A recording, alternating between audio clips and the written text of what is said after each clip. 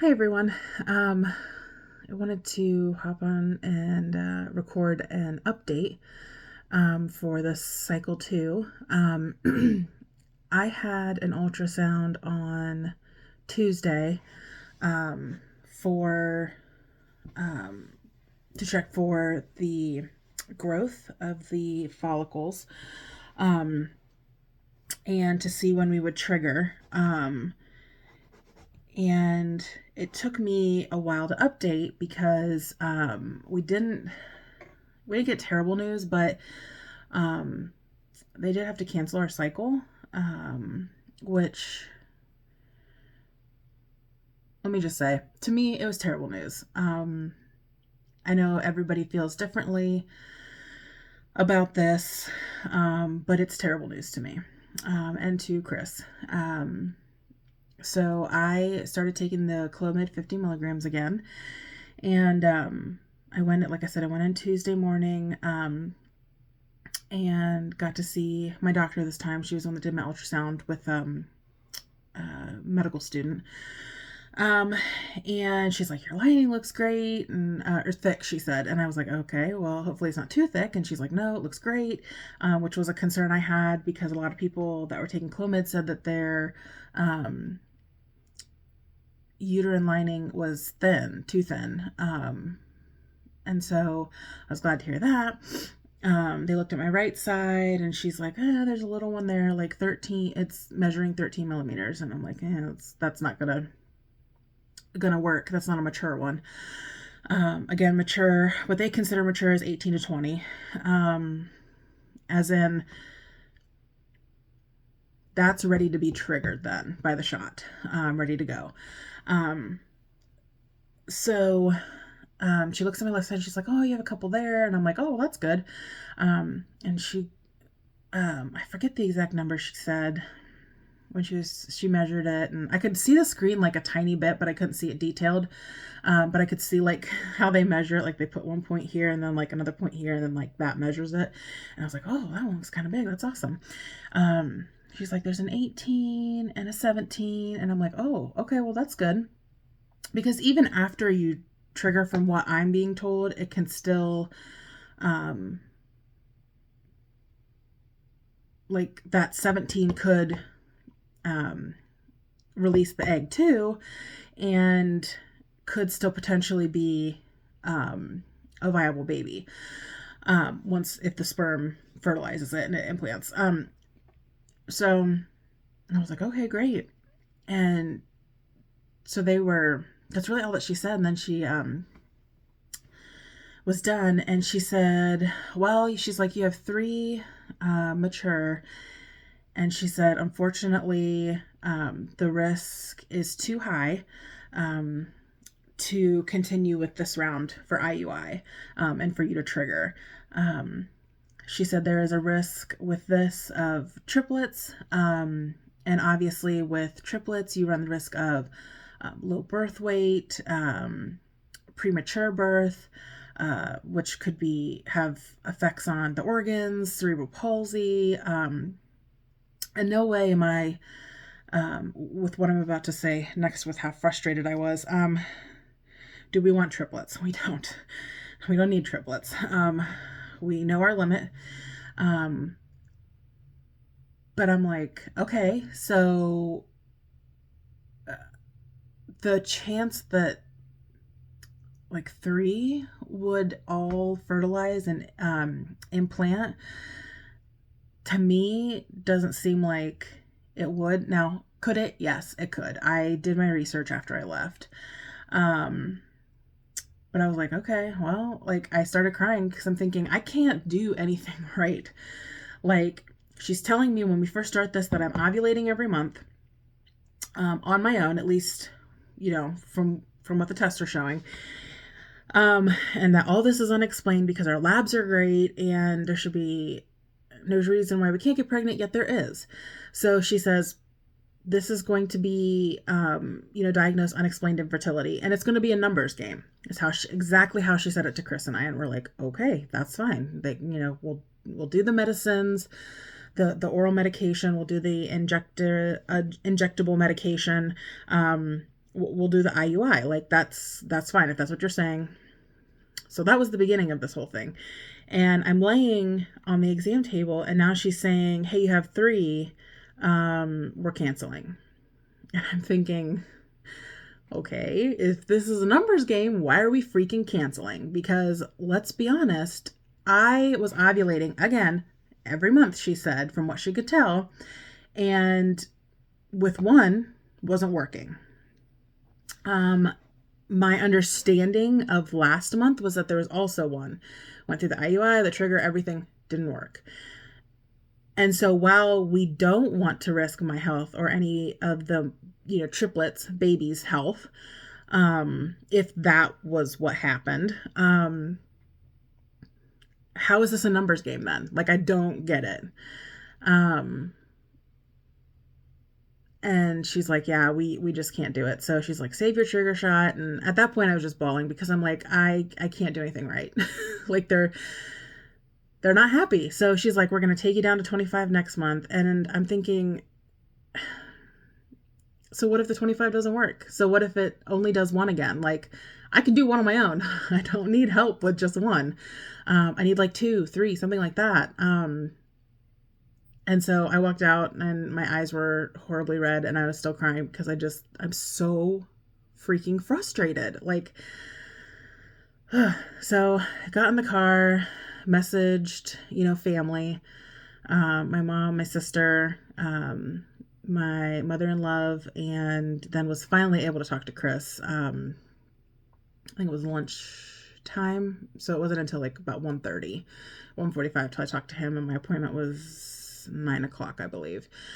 So I'm like, I cannot stop crying. Like I've never felt this anger before. And I know that part of it was hormonal, because I had so many hormones, raging, but I mean, like, I was so mad. Like, I hit my steering wheel and I was crying. And I just thought, this is ridiculous. Like, they're never going to be happy. Like, is she doing this because it's a liability to her and she only wants to do one? Like, that's not success to me.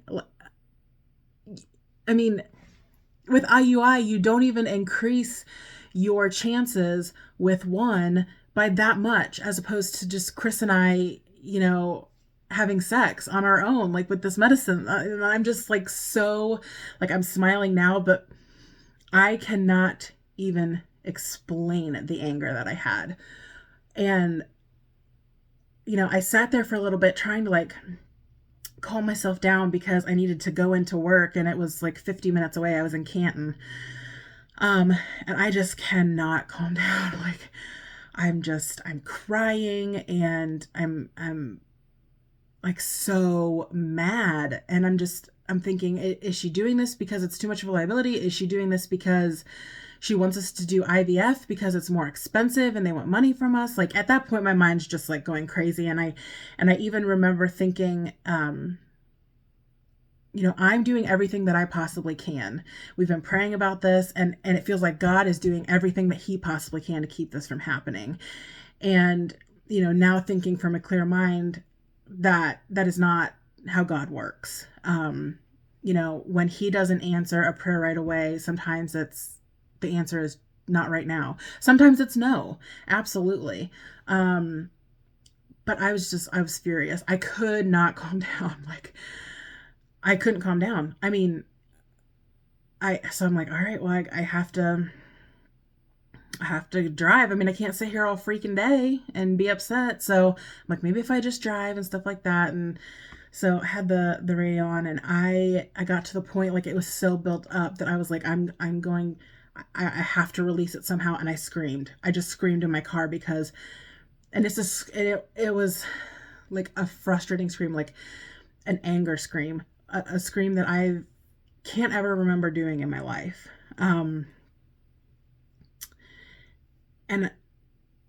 I just cried and cried, and I'm thinking all along, like, get it together. Like, you have to go into work, you have to function, and so I the whole way home, or the whole way to Millersburg, I'm bawling my eyes out. I mean, I just am so angry and frustrated. Um, and I thought, okay, I'm gonna stop in at my mom and dad's. My mom was at work. My dad, was home, and I thought I'm just gonna stop in there and collect myself. And I could not stop. And so I ended up texting my supervisor, apologizing profusely. But I explained like things did not go well for me at my appointment, and I am not in a good place mentally. Um, I said I was supposed to come in and work from 12 to 4 after my appointment. And I said, I can't do that. I'm sorry. I said, I can't stop crying.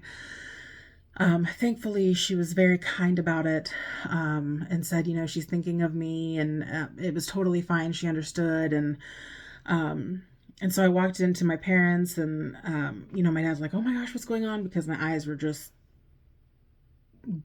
beet red. And so I explained it to him, and, he tried to ask the questions to help him understand, and, gave me a big hug. And I was finally able to stop crying. And so I started doing all this research because what I've noticed with myself through any stressful situation is I get mad and I cry. And then once I'm able to stop that, I go into fix it mode. And so I immediately started researching like this many like 3 mature follicles, because that's what she was saying to me. And IUI, just stuff like that, because I'm like, I need to figure this out. Like, how much of a risk is it? So I'm pulling up these articles and I'm reading them intently, and I'm messaging 2 friends that have been through IUI, and one that was successful, one that was not, asking their opinions, things like that.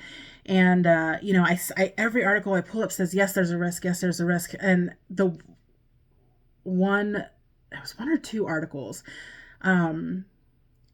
said the risk of twins increases by 20%, which, if you remember, we were told that if we, like normal labs, normal everything, you have about a 20% chance every time that you ovulate to actually get pregnant. So like fertilize an egg and it implants in you. So I'm like, it's not that much. Again, not scared of twins, scared of triplets. And then I see, further down in these articles it's saying, yes, it's a concern. Yes, it's a concern. The increase is 1%. It's a 1% chance. And I'm sitting there, and that just lit me on fire again. Because, again, do I think that my doctor doesn't know what she's doing? Absolutely not. She went to school. She knows what she's doing. But I was hurt, and I was angry, and I could not figure out why she is so deathly afraid of helping me have a baby. And again, especially because it lined up with my husband's schedule. So like, we're talking like perfection at this point, like to get this in. So I send this to my mom, and I'm like, look at this. It's like, it says a 1% increase, chance. And I'm like, yeah. And I said, I cannot believe that she's doing this. So like I said, I reached out to 2 friends. The one's like, that's crazy. Like, I can't believe she canceled it. And so I'm like, yeah, like the chances of 3 eggs being fertilized and implanting is low. Is there a risk? Yes, I get it. There's a risk. But the chance of that happening is not as great as they make it sound. So I messaged my other friend. Oh, mind you, I had to go get my fingerprints done at the sheriff's department for my job, because it has to be done every 5 years now. And I went in looking god awful, but I was able to calm down enough to get them done because I knew they needed to be done. So that was also fun, going in the sheriff's departments, schnipsing and trying to get my life in order. Not cool. Anyways, my other friend is like, yeah, you really don't want to take that risk. Like, you could have twins and it would be complications, or, you have to deal with the, what they call it, natural selection, or selective reduction. That's what it is. And you really just don't want to play with that. And so, I was seeing both sides, and yeah, we don't want triplets because we do not want to put babies at risk. We also don't want to put myself at risk. I'm not super young. I do have, high blood pressure. I am overweight. So, we don't want to hurt babies by trying to have them. And so, like I said, calmed down enough that I actually left my parents and I went home. And then, of course, I got in the car again and I started crying again. There are just some songs in life, since I actually started this journey, that will trigger me to cry. Sometimes good, sometimes bad, knowing that God's there for me and that, he's going to help us through this. And then other times just thinking, God, you could take this away. You could take this pain away. You could take this struggle away and I could have a baby. And you're not. And I don't know why. And that's one of my favorite songs is God is in This Story by Katie Nicole. And I think Big Daddy Weave is part of that. And it talks about God is in the story. He's in the details. Even though we go through this, there's still something that he's trying to show you or others. And that really hits home. That's the reason I started doing this. Part of the reason was therapeutically, it helps me remember kind of what's going on, but like get it off my chest so I don't think about it all the time. And then the second thing was, if I could help somebody who's going through this, then why would I not? Like, that's my job. So anyways, that song, and then Even If is another song. So of course those played. So, struggling again. So I get home and I'm thinking, you know what? I'm going to text my nurse. And I'm like, I just need to know, like, what's up? Like, why? Like, I get that we don't want triplets. I get it.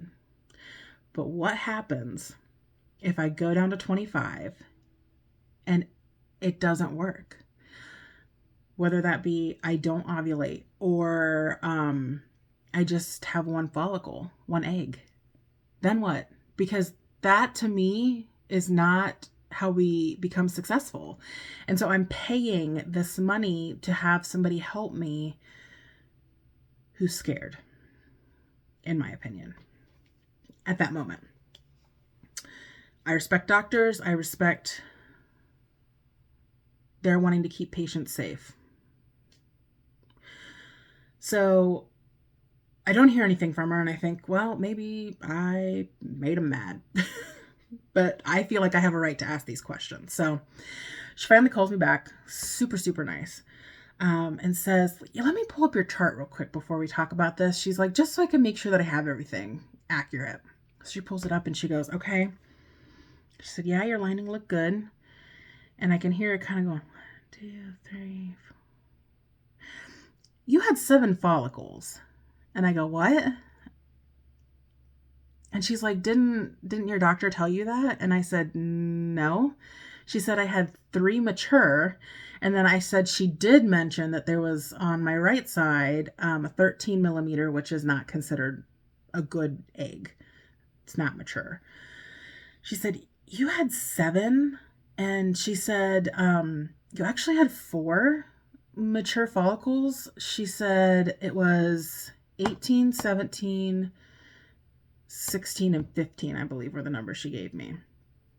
And she said, your body really overreacted. And I said, I'm getting that. I said, when my husband and I were in Walmart getting some stuff on Saturday, I said, I had the worst pain on my left side. I said, it like stopped me in my tracks and I like braced myself on my husband because it hurt so bad. And I was like, I don't know what the heck's going on.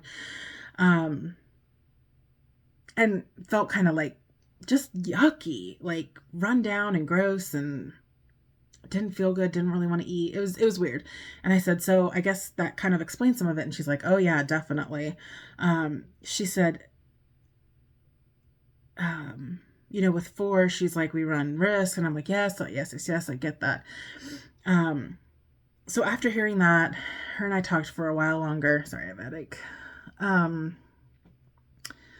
She said, that's too risky. And we would be looking at non-viable babies. And we don't want to have to do that. Again, we're not trying to bring a baby into this world to hurt the baby, or by bringing a baby into this world that we hurt a baby. That's not what we're trying to do. So, I did feel better about that decision. But it's still in the back of my mind. And even to like this day, I'm like, and again, I'm not scientific. I'm a human having these thoughts. There are 4 babies that just are gone. Like, they're just gone.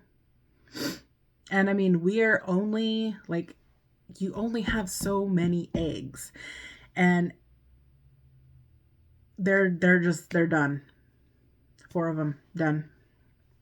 And I was so like, I just keep thinking about that, like the what could have, the numbers game, the outcome we want, and so I had been told when I left the office, that Chris and I needed to abstain from sex, so that we didn't run into the same issue, and not to take the trigger shot. I said, that's fine. So, so that was Tuesday. Wednesday, I just kind of felt cruddy. Yesterday, I felt like I was on a different planet. Like, I thought I was going to throw up every 5 seconds. It was not good. Like, this headache that's like right here. So, and they explained like that's all hormonal. That's going to happen because you have, so many eggs that are trying to release. So I'm like, okay, well, that's fine. But yesterday was rough. It was rough. Today's just been the headache, but I haven't had like the nausea. So that's good. And I was talking to Chris last night, and, we were kind of just talking about, like, I was just sharing my feelings about how I feel like we just wasted 4 eggs.